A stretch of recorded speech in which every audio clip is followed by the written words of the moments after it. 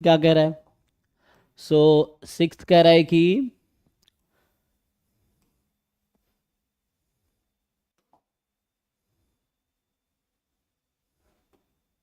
x1 x2 x3 be the random sample from normal theta 1 distribution where theta belongs to R is a known parameter.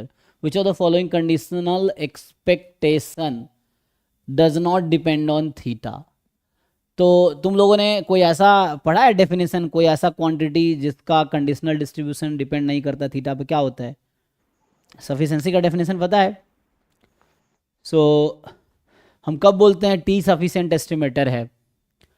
So T is sufficient estimator if and only if, क्या बोलते हैं हम लोग?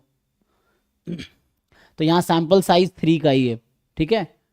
तो ये होगा कि x1 x2 x3 का joint distribution given t is equal to T is independent of theta. ये सफिशिएंट एस्टिमेटर का डेफिनेशन है, हम लोग फाइंड करते हैं फैक्टराइजेशन थ्योरम से, है ना?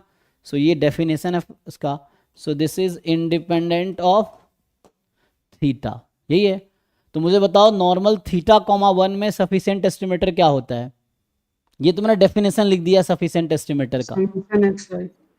और नॉर्मल थीटा 1 में इस डिस्ट्रीब्यूशन में तुम फैक्टराइजेशन थ्योरम लगा के फाइंड कर दो, है ना? फैक्टराइजेशन थ्योरम से भी सफिशिएंट एस्टिमेटर निकला, वो इजी वे है। तो फैक्टराइजेशन थ्योरम क्या होता है कि लाइक्लीहुड फंक्शन को लिखो एच एक्स इंटू जी थीटा कॉमा टी, फिर देखो टी क्या बनेगा, समेसन एक्स आई या एक्स बार, जो भी मर्जी है, समेसन एक्स आई ले लो।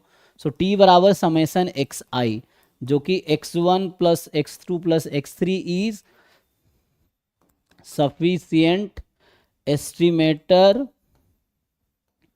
Of theta in normal theta 1। कैसे पता चला मुझे?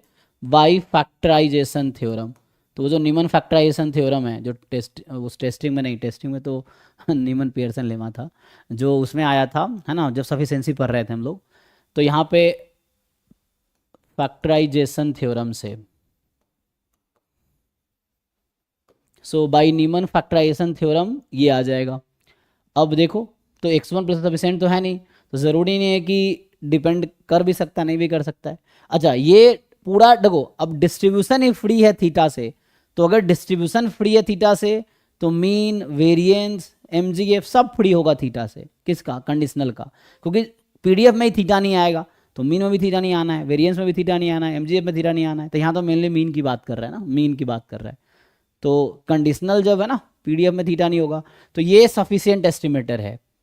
तो गारंटी है कि x1 plus x2 minus x3 given this, इसका जो कंडीशनल पीडीएफ आएगा, मान लो इसका नाम x है, ये y है, तो x गिवन y या x गिवन t, है ना, या y गिवन t का पीडीएफ जो आएगा थीटा से फ्री आएगा, तो मीन भी थीटा से फ्री आएगा। तो इसकी गारंटी है बाई डेफिनेशन। चूंकि ये सिंगल करेक्ट है तो एक मिल गया, एनफ है। अब बाकी x1 प्लस सफिशिएंट नहीं है, x2 प्लस x3 भी सफिशिएंट नहीं है, x1 माइनस x3 भी सफिशिएंट नहीं है, तो ज़रूरी नहीं है कि ये इंडिपेंडेंट ऑफ थीटा ही आएगा। तो बट यहाँ पे थ्योरम से गारंटी मिल रहा है। इससे पहले हमने फैक्टराइजेशन थ्योरम से सफिशिएंट एस्टिमेटर निकाल दिया, डेफिनेशन यूज किया हमने, तो उससे ये पता चल गया कि जो सैंपल है उसका given T will have PDF free of theta, तो mean will be free of theta. कोई भी फंक्शन ले लो, है ना। इसको फर्दर मैं ये लिख सकता हूं आगे कि सो इट विल इंप्लाई कि जी ऑफ x1 x2 x3, तुम कोई फंक्शन ले लो, ठीक है ना, दिस गिवन टी, इसका जो एक्सपेक्टेशन होगा वो फ्री ऑफ थीटा ही होगा। क्यों भाई? क्योंकि जब पीडीएफ फ्री ऑफ थीटा है तो any function of t1 t2 t3 you take given T, उसका जो एक्सपेक्टेशन आएगा वो ऑब्वियसली फ्री ऑफ थीटा आएगा, क्योंकि पीडीएफ ही थीटा से फ्री है, तो एक्सपेक्टेशन थीटा से फ्री आना ही है। सो ये है, तो इसीलिए ये करेक्ट आंसर है। कुछ नहीं करना, डेफिनेशन से हो गया, ऐसा फाइंड करने की जरूरत नहीं है। तो है ना, सिंगल करेक्ट है तो ये तो डिपेंड कर सकता है, एंड दैट विल नॉट। तो इसकी गारंटी है। थ्योरम से सिंपली आंसर आ गया। तो एक करेक्ट, सिंगल करेक्ट है, एक करेक्ट मिल गया, बाकी ऑप्शन को यहाँ चेक करने की जरूरत नहीं है, क्योंकि एमएसक्यू नहीं है ना, जरूरी नहीं मोर देन वन करेक्ट होगा, सिंगल करेक्ट होगा। आप कॉन्फिडेंट है इस ऑप्शन पे तो आगे बढ़ो, ये चीज़ है। तो 1 to 10 में और कोई क्वेश्चन रह गया किसी का? तो अब आते हैं 11 to 20। तो 11 to 20 में एक तो 11 है, 14, 13, So 11, 13, 14 and then 20.